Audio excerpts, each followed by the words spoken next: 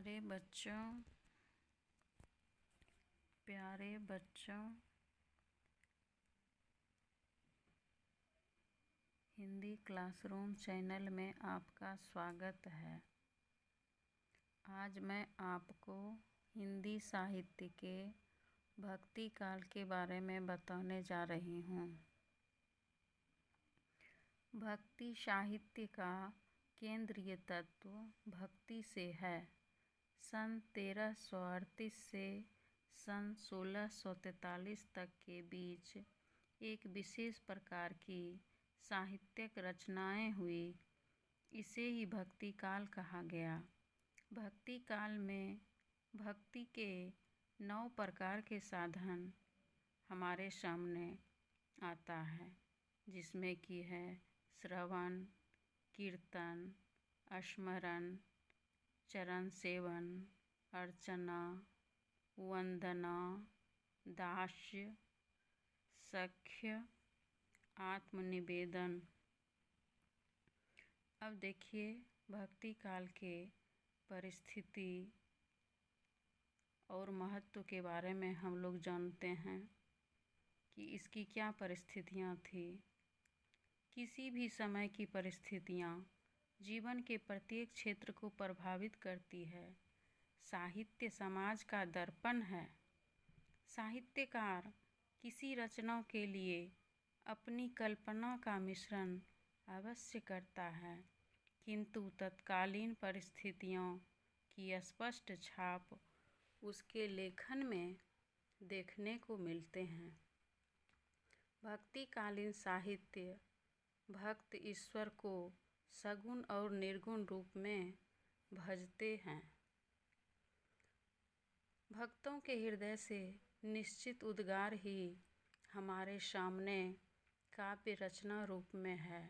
भक्तों ने एक ही ईश्वर का गुणगान किया, किंतु उनकी भक्ति में अंतर है। कोई अपने आराध्य को सखा रूप में देखा है, तो कोई प्रिय रूप में अपने को दास समझता है। ईश्वर के सगुण और निर्गुण रूप में देखने की प्राचीन परंपरा रही।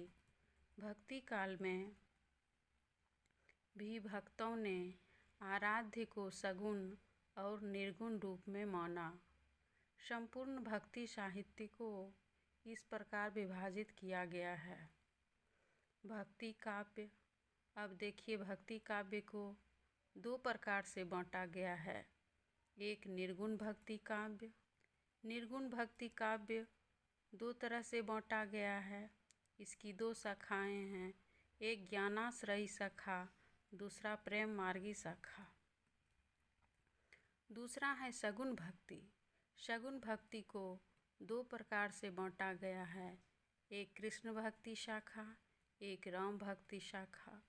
सगुण भक्ति के बारे में अब हम लोग जानते हैं। भक्त जब किसी इच्छा से प्रेरित होकर भगवान की पूजा अर्चना करता है, तो ऐसी भक्ति सगुना या गौणी भक्ति कहलाती है।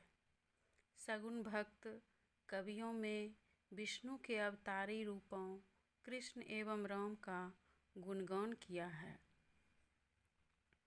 भागवत की रचना का काल 6वीं और 9वीं शताब्दी के बीच माना जाता है।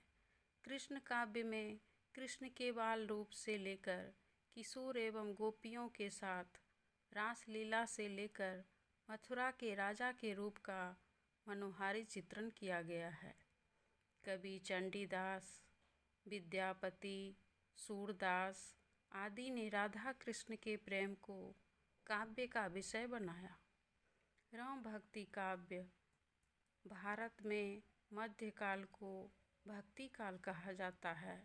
वाल्मीकि भारतीय परंपरा में आदि कवि के रूप में प्रतिष्ठित हैं।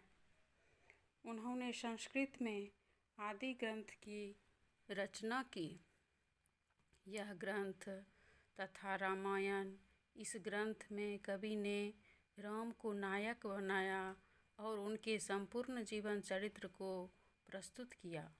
तुलसीदास ने रामचरितमानस की रचना की इत्यादि। धन्यवाद। अगर आप इस चैनल पर नए हैं तो इसे सब्सक्राइब करें।